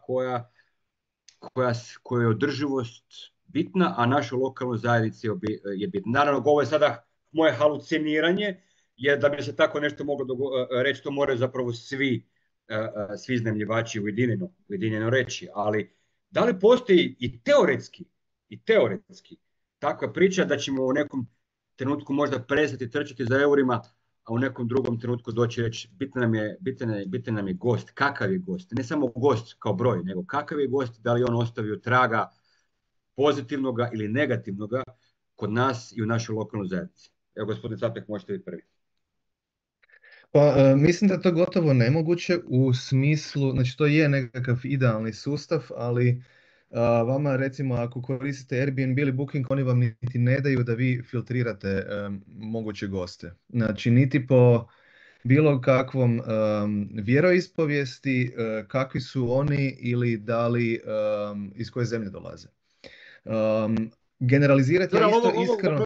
Da, ali u ovom trenutku ne govorimo o tim modelima. Govorimo o modelu filtriranja koliko je on održiv. Mislim, to je nešto... Ja jedino mogu zabraniti čovjeku, ja jedino mogu odabrati da mi se gost više ne vrati ako je napravio kaos. Da. A isto tako generalizirati ne mogu, jer evo mogu sad recimo spomenuti jedan primjer. Došli su mi ljudi iz Indije i ostavili su kaos i isti taj tjedan su mi došli ponovno ljudi iz Indije i ostavili su apartman čist kao da unutra nije niko bio. Ne mogu uopće reći da sad, mogu reći da možda Amerikanci i Australci vole više hladit jer im je to navika u njihovim kućanstvima da je hlade na minimum, na 16. I to se može malo izgeneralizirati jer oni jesu veći potrošači i veći CO2 otisak ima definitivno od svih zemalja, ali da sad mi baš znamo kakvi su gosti koji će nam doći, to teško. Ono što je državi po meni najbitnije je da stvorimo sustav u kojem se to može na neki način regulirati i mi zakone imamo, ali njih niko ne provodi. Znači, komunalni radnici postoje, naša policija postoji. Vidjeli smo za vrijeme covida kako su komunalni radnici išli po ustanovama i radili svoj posao, ali naše plaže zatrpane, plaže pune čikova, pelena, kante pune ljudi. Mislim da se definitivno država treba manje brinuti o tome ko će ilegalno spavati u kombiju negdje parkiran, nego ko baca smeće i primjerice vi negdje vani bacite žvaku na pod, vas će vrlo vjerojatno u 3 dana takvog pokušaja steći kazna od 250 eura, to u Hrvatskoj niko nikad nije platio. Jer mi se dalje na neki način klanjamo našim gostima i dobrodošli su svi, ali nekakva granica mora postojati. I ako postoji znači ustanova i postoje naši sistemi koji bi trebali kažnjavati nekakve ovakve prijestupnike, to bi se trebalo i provesti. Ne? Ali to se često ne provodi. Tada mislim da je to puno bitnije nego to da ćemo mi sad filtrirati nekakve goste koje će nam doći. Ne? Gospodine Cvjetićanin, slažete li se ili imate možda drugačije mišljenje?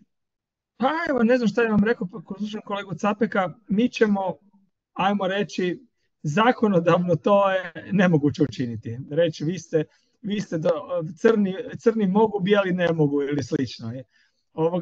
Danas se gotovo postavlja pitanje da li je to diskriminacija pasa ako dozvoljavate male pse, a srednje i velike ne.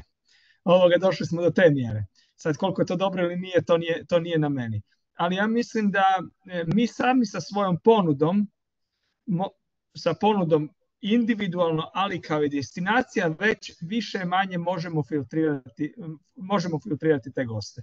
Jer ja gledam... Kad kažete ponuda, ja već u startu vidim, to je, nije reći ponuda, nego jako dobar filter je cijena, je li tako?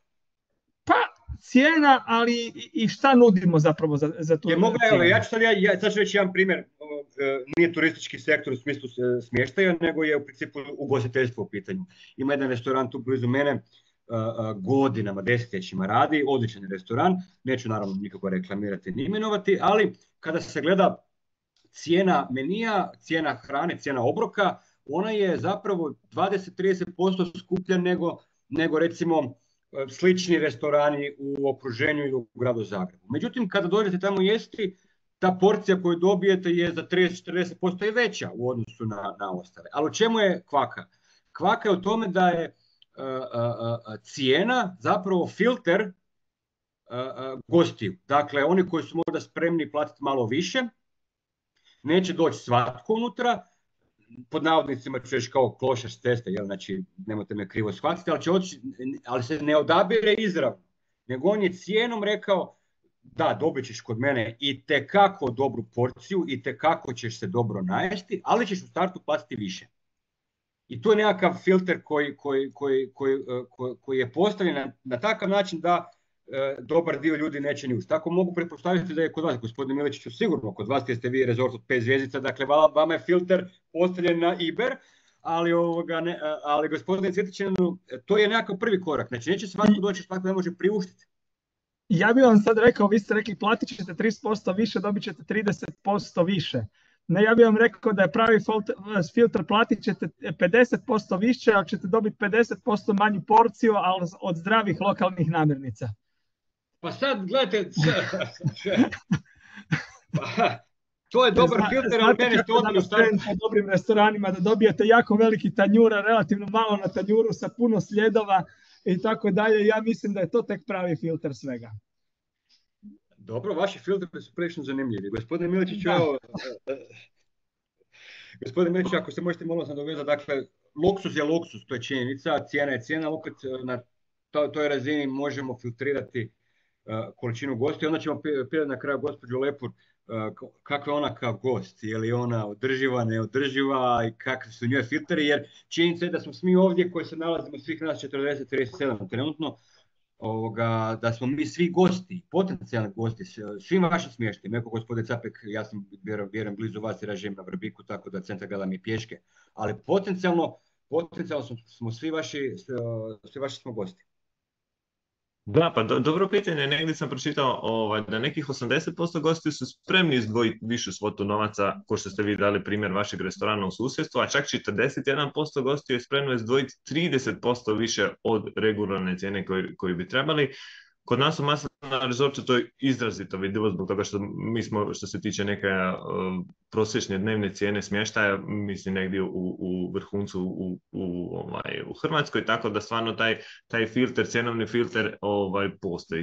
I samim time i kad naš marketinški tim nastupa po raznim sajmovima po Londonu, Parizu, New Yorku, mi nekako gledamo promovirati Hrvatsku, otok Hvar i Maslinu kao rezort sve u kompletu i promovirati taj luksuzni segment naše ponude.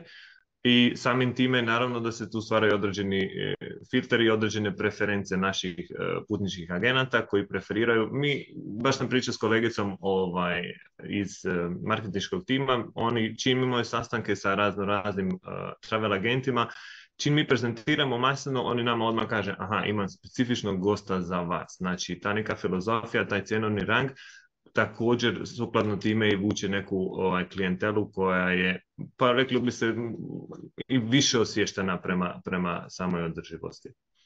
Da, ne kažemo dubljeg džepa, ali to sad malo provocira, nema ali to jednostavno moram jednostavno drugačije. Ali evo, gospođo Lepur, kakav ste vi gost? Mladi ste, sigurno imate drugačije načine razmišljanja i od mene i od drugih ljudi ovdje. Da li je, evo, ja znam što je meni bitno kad sam ja kao gost, kad ja tražim smještaj, meni je naravno bitna čistoća, bitan je urednost, naravno tu je lokacija, što nije nužno da mora biti na moru, nego meni je lokacija bitno da oko mene nema nikoga, da je mir, da je tišina, da ekološki dio da je uvijek dobro došao, iako možda ja ne fokusiram se na to, ali isključivo samo na to, ali zapravo taj eko segment je čak i posljedica svih ovih mojih filtera prije. Kakav ste vi gost i kakva bi bila nekakva vaša preporuka sa stručnog nakon toga aspekta da svi naši koji se svi naši djelatnici u turizmu, vlasnici apartmana i smještaja što trebaju znati dodatno da bi postali energetski i učinkoviti, a samim time i ekološki osvješteni i ekološki ostavljaju manje otisak i CO2.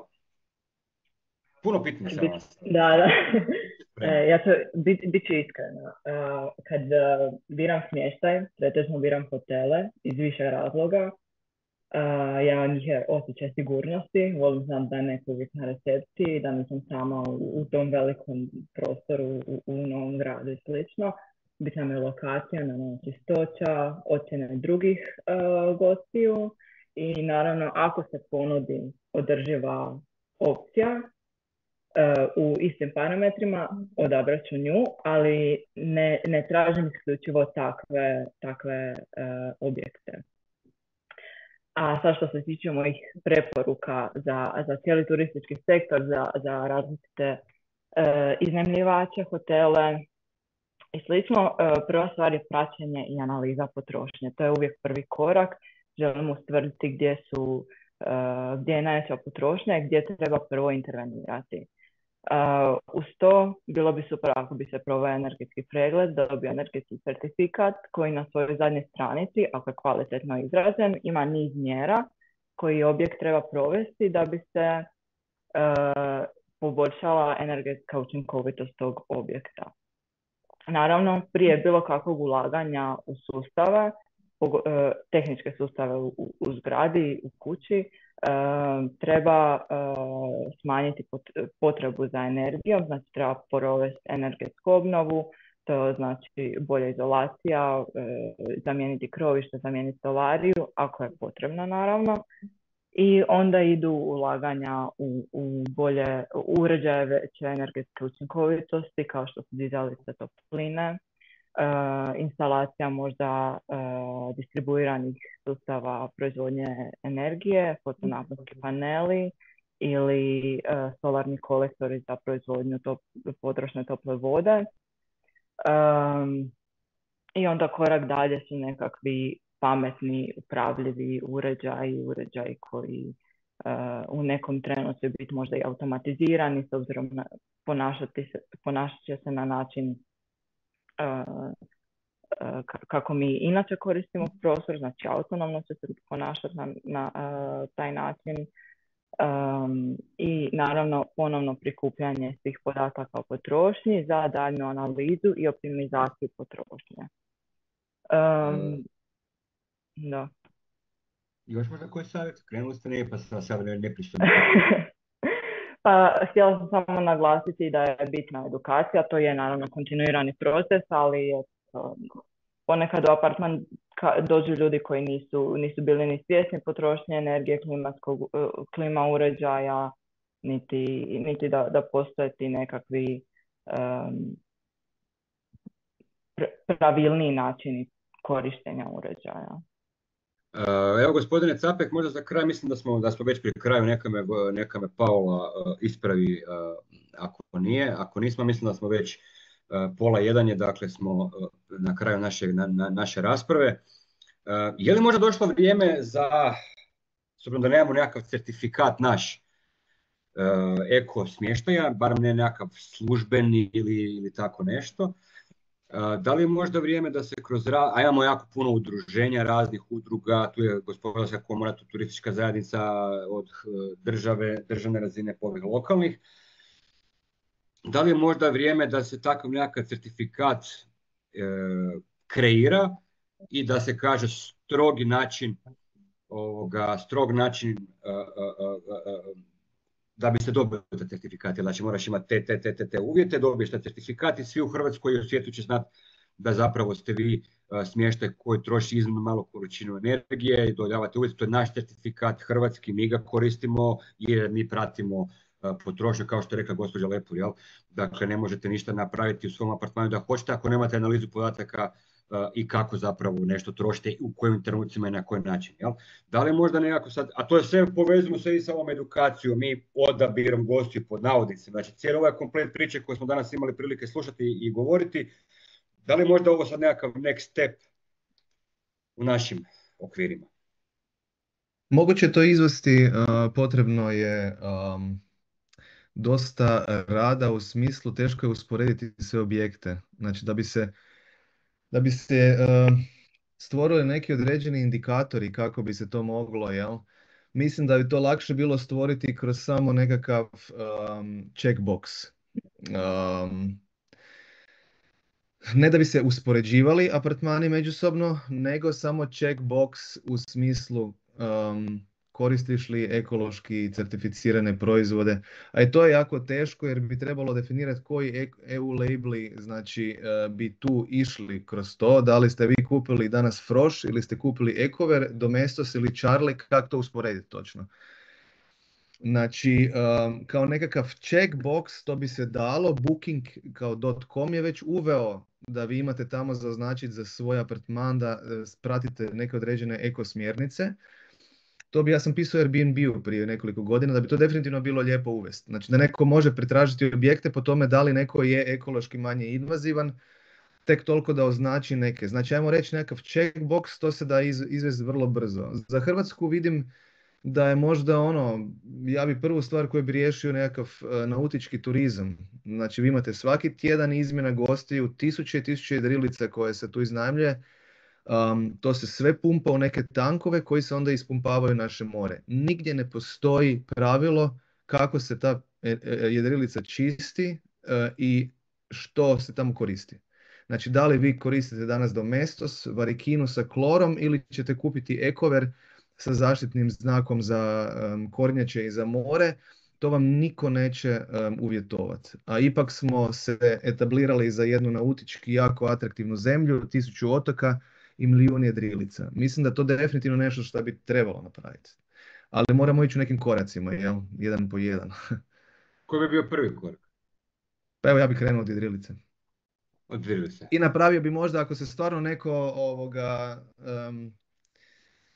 taj neki checkbox za apartmane bilo bi nešto jako fora. Znači nekakav hrvatski eco label koji bi povezao apartmane koji koriste neke stvari da se približe ekološki manje invazivnom apartmanu. Ali isto mislim da bi trebalo uvesti edukaciju za nas iznajmljivače, jer smatram da je to znači jako lijepi privilegij da možemo sjediti, pit kavu i iznajmljivati apartmane i samim time što imamo taj privilegij, ja u svojem životu ne želim više ništa raditi što je ekološki u bilo kojem načinu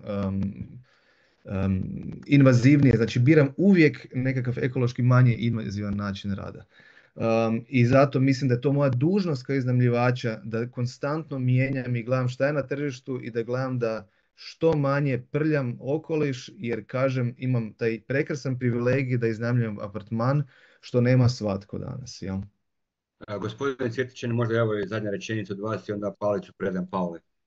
Evo, kod nas već postoji, ali na regionalnoj razini, mislim da se zove Ekodomus ili nešto slično tome, ne znam sa točnu formulaciju, postoji naravno u Istri, što daje njihova na županijskoj razini zajednica. Mislim da je definitivno došlo vrijeme da se napravi taj jedan dodatni, ajmo reći, segment u kategorizaciji gdje se određene, čak i razine eko smještaja, održivog smještaja kategoriziraju. Međutim, isto tako mislim tu, a to se nadovezuje i na klasične kategorizacije smještaja. Kao što znamo, vi radite tehnički pregled na autu svake godine. Gospodin sa Hvara će znati, ako dobijete 5 zvjezdica hotel, ne znam svaki koliko godina, morate ponovo vam izaći komisija da vidi da li vi zadovoljavate, jer se jednostavno stvari se troše, raubaju, kriteriji se sa godinama dižu i dižu i dižu. Po meni bi, što se tiče i redovne kategorizacije, a nastavno na toj kategorizacije ekološkog smještaja, trebalo, ne znam, ako vi dobijete danas certifikat, neko bi vam trebao za 3, 5 ili 7 godina ponovo proći i napraviti dokategorizaciju da se vidi da li bi još uvijek nakon tih 5 godina zadovoljavao te određene kriterije.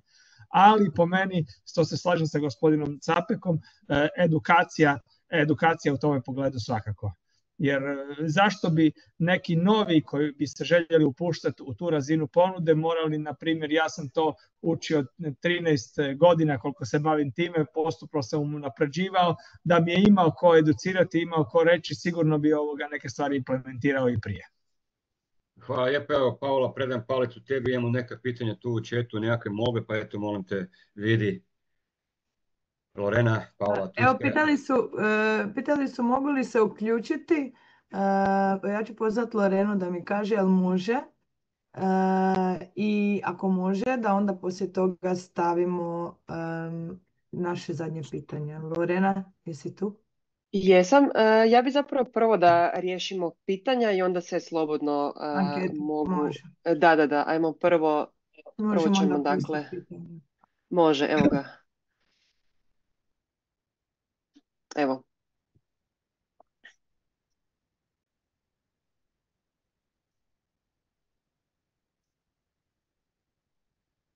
Trenutno vidite anketu. A dobro, evo ga, vidim da se ispunjava.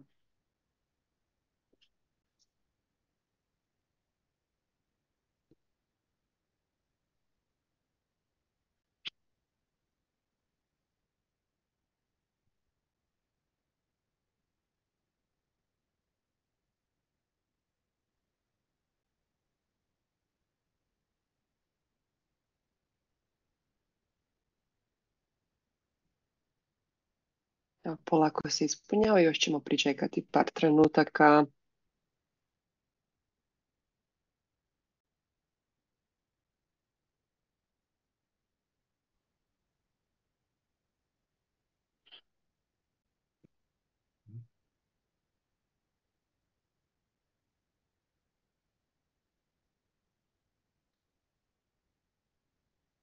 Ok, evo, ja ću zatvoriti poll i možemo slobodno se uključite.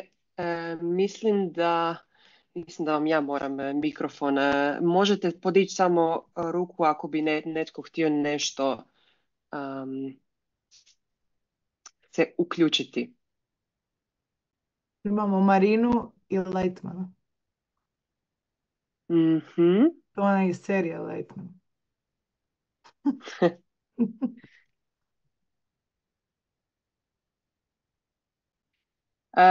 Možete se sami Evo unmute, tako Marina. da može slobodno. Dobar dan, evo Marina Đukanović iz Malog Lošinja. Prvo hvala što ste organizirali ovu radionicu, puno je toga bilo zanimljivo. Znači, moja obitelj se bavi turizmom 43 godine, tako da za mene je to praktički cijeli život. Mislim da griješimo u pristupu kad gledamo apartmane i iznajmljivanje izvan pojma građana. Znači, mi sami svojim životom i svojim primjerom pokazujemo i ponašamo se i pokazujemo gostima što i kako se radi. Znači, mi smo kroz održavanje svoje kuće, zamjenu stolarije, postavljanje, ne znam, aludrvene stolarije, izolaciju kuće i tako dalje, zapravo već osigurali da su naši apartmani imaju određenu energetsku učinkovitost. Solare i grijanje tople vode imamo, ne znam, 20 godina, sad je u procesu postavljanje fotonaponske elektrane. Mi gostima najnormalnije, znači kad dođu, kažemo mi skupljamo kišnicu, zalijevamo vrt sa kišnicom koliko je ima, mi odvajamo otpad i pokažemo kako se odvaja otpad, mi koristimo i kompostiramo i koristimo taj onda kompost u vrtu i zapravo oni nemaju puno izbora, jer ukoliko oni to ne rade, mi smo prisutni i upozorimo ih na to. Kažemo, evo vidite, znate niste, ali evo mi to tako. Znači, gosti kad dođu, iako mi u apartmanima imamo klima uređaje, izuzetno rijetko koriste, jer jedna od prvih stvari koje mi pokažemo je, evo vidite, kod nas se tradicionalno ujutro otvori škure, provjetri, kad idete na plažu, zatvorite škure, ostavite sve otvoreno i zrak cirkulira i zapravo vam je apartman što zbog izolacije, što zbog cirkulacije zraka, klimatiziran. I bez obzira što, znači, naravno, kad su vrućine 35 plus, da će netko preko noći uključiti klimu, ali zapravo klime izuzetno malo, izuzetno rijetko koriste u toku dana, gotovo nikad, eventualno u toku noći.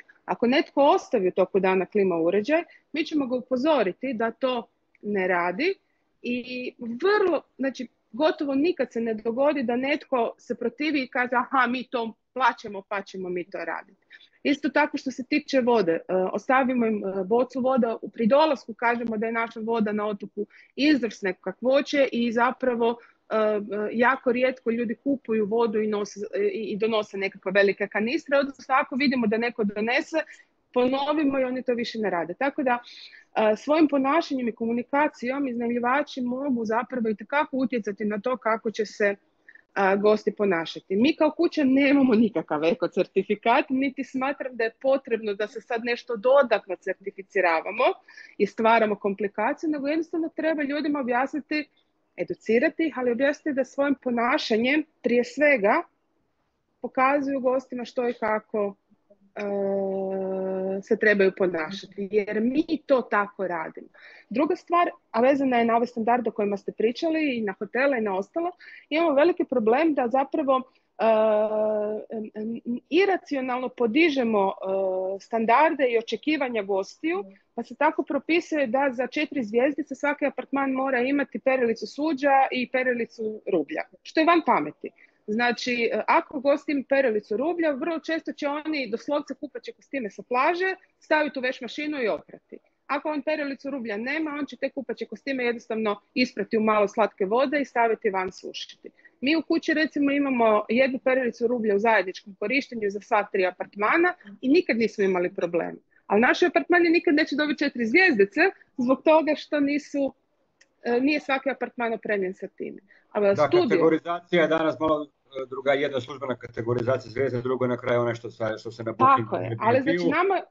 To mi je jasno, nemamo baš puno vremena, ako nemate ništa protiv, ja bih isto, gospodin Lightman se također javio, već smo davno prešli svoje vrijeme, a možemo li onda gospodin Lightman dati do riječ da on kaže što. Hvala lijepo. Pozdrav svima iz Međimurja, znači iz kontinenta. Što se tiče oznake certificiranja, postoji znači Europski Eco Label kojeg provodi Ministarstvo zaštite okoliša, održivog razvoja i okoliša, tako da ne treba izmišljavati ništa novo. On je prepoznatljiv i u Europi i u svijetu. Postoji još ovaj dodatni od Green Destination Good Travel, koji mi imamo za sad jedini u Hrvatskoj, razinu 3 Platinum, znači najjači svjetski certifikat za održivost i kulturnu baštinu. Što se tiče znači tog certificiranja, sve ovo ostalo koji govore da imaju eko smještaj, to je po novoj europskoj direktivi greenwashing i to će biti kažnjivo. Tako da u Hrvatskoj za sad imate 13 objekata certificiranih, ekološki certificiranih, znači turističkih objekata. To je taj dio. Što se tiče gostiju, mi odrađujemo, znači mi gosta upoznamo sa svime što on može koristiti u našem objektu. Pred njega stavimo kućni red i na ulasku već u objekat on vidi da smo mi ekološki certificirani. S tim certifikatom smo mi već unaprijed odredili koju vrstu gostiju mi želimo u našem objektu, pa više manje rijetki su slučajevi da se desi da su onih pod navodnicima, ćemo reći, neodrživi. Znači mi s tim certifikatom imamo i mjesto za odvajanje otpada, za kompostiranje, tako da tu ne treba ništa previše. Jer da treba izraditi određene elaborate za to, ali evo kod nas to županija sufinancira, pa to nije nikakav problem. Evo, to je ukratko, a što se tiče ove kategorizacije i taj certifikat je podložen svake 3 godine recertificiranju, kao i ovaj od Good Travela, on je svake 2 godine podložen recertificiranju. Tako da tu nema nikakvih nekih posebnih stvari. Vode se tu razne evidencije, ali to je da mi možemo unaprijed vidjeti koliko smo vode potrošili, koliko smo struje potrošili. Mi smo uglavnom imamo kompletno aparate A+, LED rasvjetu, voda, znači vodokotlići za WC su limitirani, slavine su isto one koje troše manje vode, više zraka uzimaju, tako da evo.